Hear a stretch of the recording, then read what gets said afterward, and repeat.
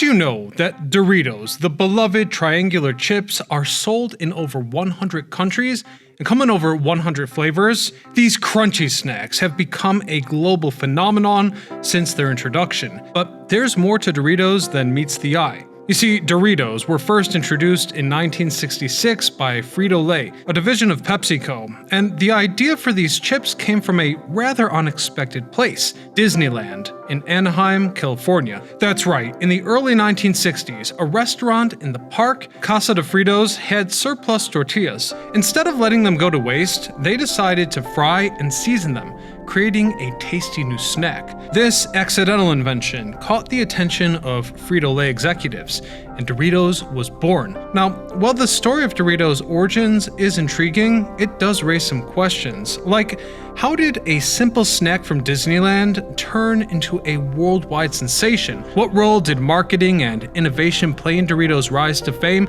And why do these chips have such an irresistible allure? Stay tuned to find out, as today we unravel the mysterious past of Doritos. I'm your host Ryan Socash, and you're watching Eats History.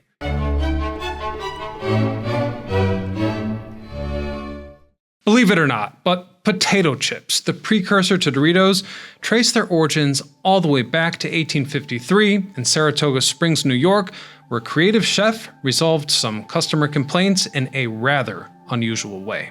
It all started when Chef George Crumb was annoyed by customer complaints about thick fries. Hence, he sliced potatoes thinly, fried them to a crisp, and seasoned them with salt. The result was the first potato chip, which quickly became a popular snack across the United States. And as America grew, so did the popularity of chips, and by the early 20th century, they were being mass-produced and packaged, making them more accessible. The 1920s saw a rise of companies like Lay's, which played a significant role in popularizing chips nationwide, and with advancements in technology and packing, chips became a staple in the American household, appealing to people of all ages. In the 1960s, the snack industry experienced yet another revolution. Americans craved more than just plain potato chips.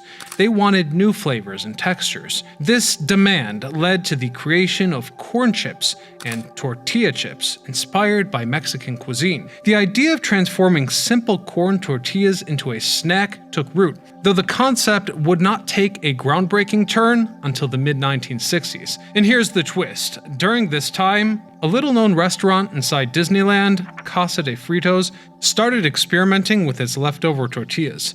Instead of discarding them, it fried the tortilla, adding seasoning, and served them as a crunchy snack. These seasoned tortilla chips quickly gained popularity among most Disneyland visitors, bringing us to a pivotal moment in snack history, one that would change the snack industry forever. Seeing the popularity of these fried tortilla chips, the Disneyland restaurant manager, Arch West, contacted the vice president of marketing for Frito-Lay and took action. In 1964, they made a deal with Alex Foods, which at the time was the provider of many food items at Casa de Fritos at Disneyland. Alex Foods then produced the chip for a short time regionally before it was overwhelmed by the volume. And this was around the time when Frito-Lay moved the production in-house to its Tulsa plant, where executives saw an opportunity and took the operation a few steps further. They began experimenting with different recipes and flavors to find the perfect combination that would appeal to an even broader audience. And so it was. In 1966, Doritos were officially launched, becoming the first tortilla chip to be sold nationwide. The name Doritos is derived from a Spanish word meaning little golden thing. The initial launch featured a simple, lightly salted chip, but Frito-Lay soon realized they needed something even more flavorful to stand out in the competitive snack market. From there, the company began testing various flavors and seasonings to create a unique product. This led to the introduction of taco-flavored Doritos in 1968, which were met with moderate success. However, Frito-Lay knew that they had to push the boundaries even further to achieve the level of popularity they envisioned. That turning point finally came in the early 1970s when Frito-Lay's marketing team conducted extensive market research and taste test. They discovered that customers wanted bolder flavors that packed a punch. This insight led to the creation of nacho cheese Doritos in 1972. The new flavor was an instant hit, catapulting Doritos into the Snack Hall of Fame. The combination of crunchy texture and zesty nacho cheese flavor resonated with snack lovers across the country, solidifying Doritos' place as a household name. Yet, the journey wasn't without its challenges. You see, as Doritos grew in popularity, Frito-Lay faced increasing pressure to innovate and keep the brand fresh. They experimented with various marketing strategies, including memorable TV commercials and bold packaging designs, to keep customers engaged. Each new flavor introduced, from Cool Ranch to Spicy Nacho, was carefully crafted to build on the brand's success and to meet that ever-evolving taste of the snack enthusiast. Despite these triumphs, one question remained. How could Doritos maintain their edge in an ever-changing market?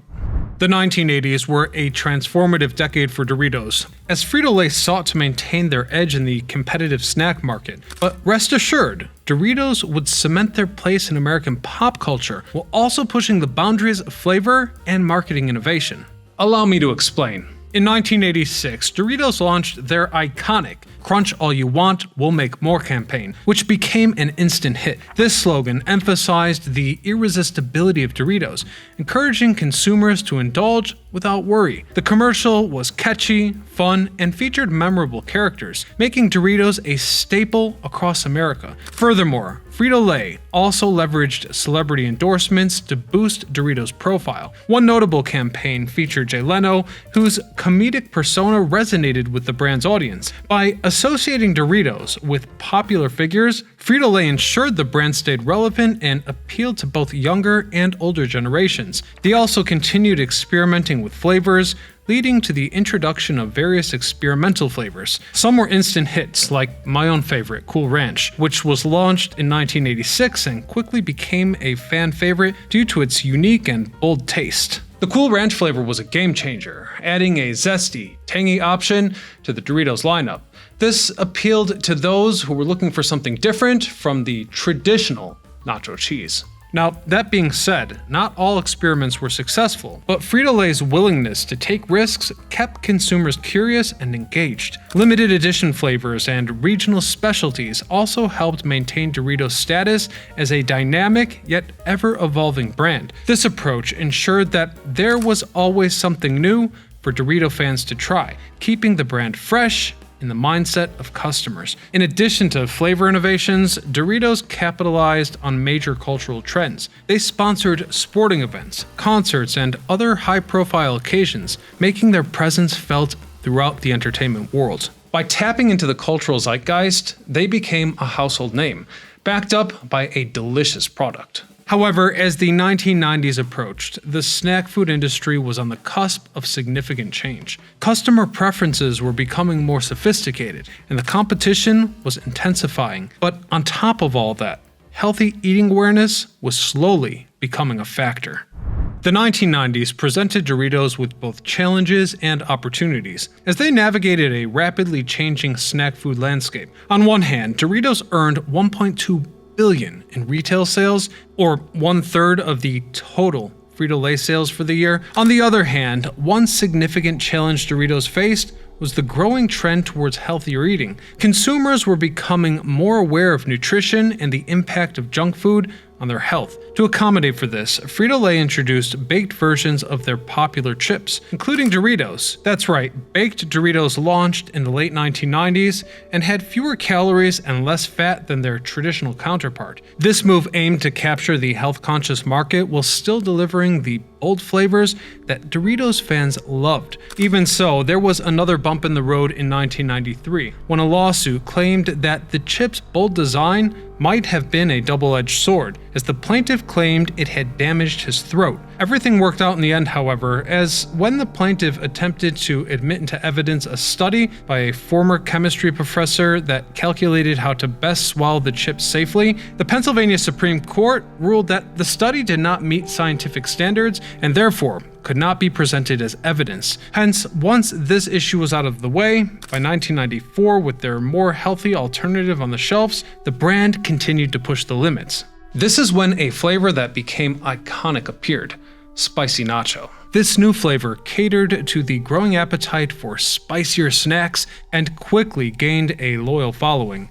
Marketing also played a crucial role, as the brand continued to leverage celebrity endorsements, memorable slogans, and creative commercials to stay relevant. A notable campaign was the Crush the Super Bowl contest launched in 1995, where consumers were invited to create their own Dorito commercials. The best ads were aired during the Super Bowl, generating significant buzz and engaging customers directly in the brand's marketing effort. This extremely unusual campaign not only connected with audiences, but highlighted Doritos' playful and adventurous spirit. In addition to consumer engagement, Doritos expanded its product line to include more than just chips. Frito-Lay introduced Doritos-branded dips and salsas, creating a more comprehensive snack experience. This move helped reinforce the brand's association with social gatherings and party snacks, making Doritos a must-have on the weekend. They also constantly refreshed their packaging and branding to appeal to yet younger customers, dazzling customers with limited edition flavors and promotional tie-ins with popular movies and TV shows. And as the decade was coming to a close, Doritos was gearing up for yet another major breakthrough.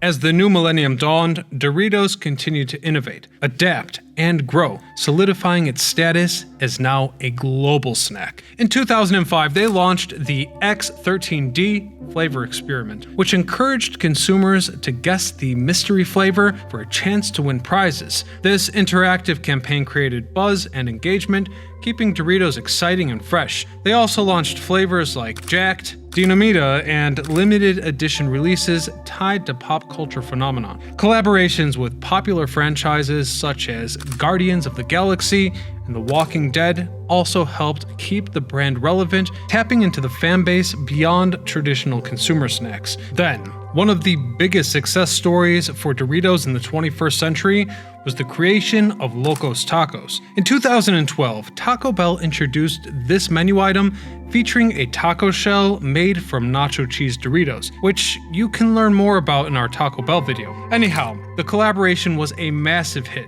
selling over 1 billion units in the first year. However, the brand faced significant challenges as well. In 2013, Frito-Lay announced that Doritos would no longer be made with trans fats, responding to growing health concerns. While this, on the surface at least, was a positive move, it highlighted the ongoing tension between flavor innovation and health consciousness that had started all the way back in the 1990s and never went away. But then, there was a distraction from the topic, when in 2017, Doritos found itself in the middle of the gender debate. Allegedly, then CEO of PepsiCo mentioned in an interview that the company was considering developing, quote, lady-friendly Doritos that would be quieter and less messy to eat. The backlash was immediate, with critics accusing the company of perpetuating gender stereotypes. And as most corporations do, PepsiCo quickly clarified that there were no plans to launch such a product. And just as they managed to survive the cancel mob, they then made it through COVID as well, bringing us to the modern day. Now, we do have one more question to resolve before wrapping up here today. Just what is it that makes Doritos so irresistibly delicious? Well, the allure of Doritos lies in the combination of scientific factors and carefully crafted flavors that tap into our most primal cravings. One of the key reasons behind Doritos' addictive taste is their perfect balance of flavors known as bliss points. This term, coined by food scientist Howard Moskowitz, refers to the ideal ratio of salt, sugar, and fat that maximizes pleasure. Doritos hits this bliss point precisely, delivering a mouth-watering combination of tangy cheese, savory spices, and satisfying crunch that just keeps you reaching for more. Another factor is the umami flavor, often referred to as the fifth taste. What's more, Doritos are packaged with ingredients that combine the umami, such as cheese, garlic powder, and MSG. Umami enhances the overall flavor experience, making each bite more enjoyable and compelling. Doritos also employ what food scientists called dynamic contrast. This refers to the varied textures you experience while eating them. The initial crunch, followed by the smooth melt of the cheese powder on your tongue. It's this contrast that keeps your brain stimulated and engaged, making the snack more satisfying.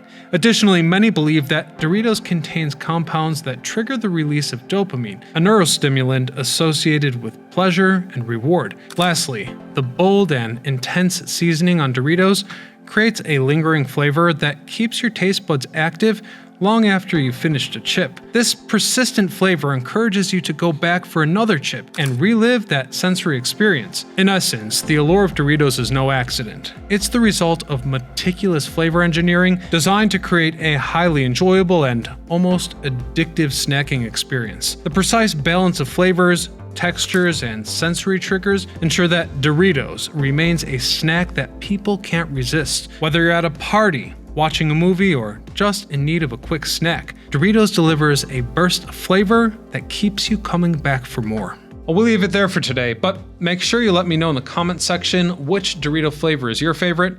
Otherwise, until next time, this is Ryan Socash signing off.